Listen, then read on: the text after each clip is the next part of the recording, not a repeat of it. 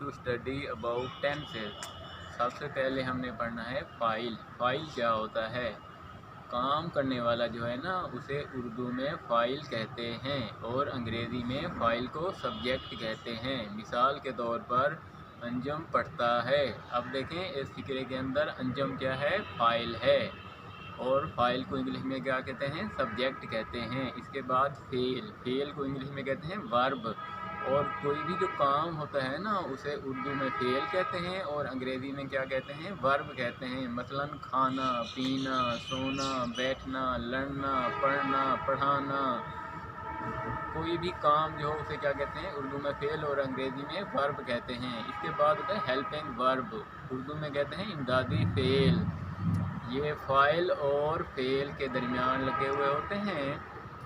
ये ना असल जो फ़ेल होता है, यानी असल जो इमदादी, असल जो हेल्पिंग वर्ब होता है, असल जो वर्ब होता है, ये असल जो फ़ेल होता है, उसकी मदद के लिए या ज़माने के इजहार के लिए इस्तेमाल किए जाते हैं। इसके बाद ना एक लफ्ज़ होता है इजाफ़ी लफ्ज़, इसे इंग्लिश में कहते हैं एक्स्ट्रा वर्ड। ये फ़ाइल और मफ़ूल के दरमियान काम का लगे हुए होते हैं।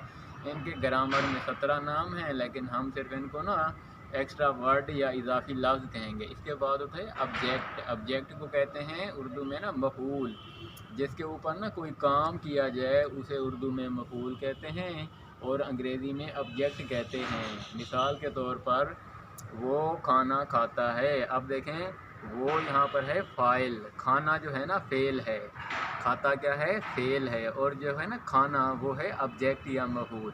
ठीक है, तो देखें असल में ना ज़माने जो होते हैं 3 होते हैं। टेंस कितने होते हैं? 3 होते हैं। उर्दू तरतीब से देखें तो पहला जो है ना माज़ी है और माज़ी को कहते हैं इंग्लिश में पास्ट। और दूसरा जो ज़माना है ना उर्दू तरतीब से, उसको कहते हैं हाल। और हाल को इंग्लिश में कहते हैं, हाल की इंग्लिश क्या है?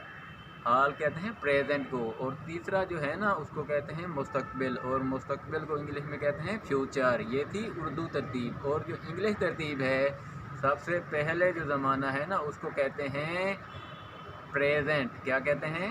प्रेजेंट। और प्रेजेंट को क्या कहते हैं उर्दू में? हाल। दूसरा जो टेंस है ना या दूसरा ज़माना जो है ना अंग्रेज़ी की लिहाज से, उसे उर्दू में कहते हैं माज़ी। क्या कहते हैं? माज़ी।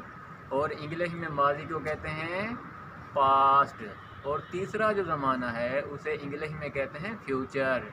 और उसे उर्दू में क्या कहेंगे? फ्यूचर को उर्दू में क्या कहेंगे?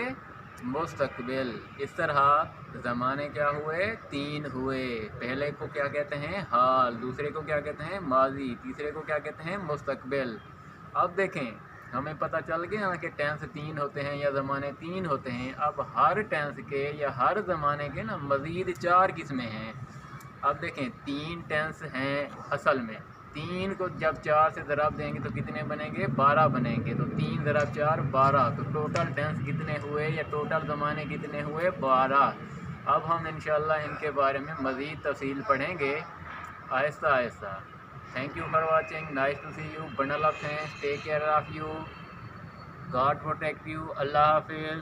Assalamu alaikum.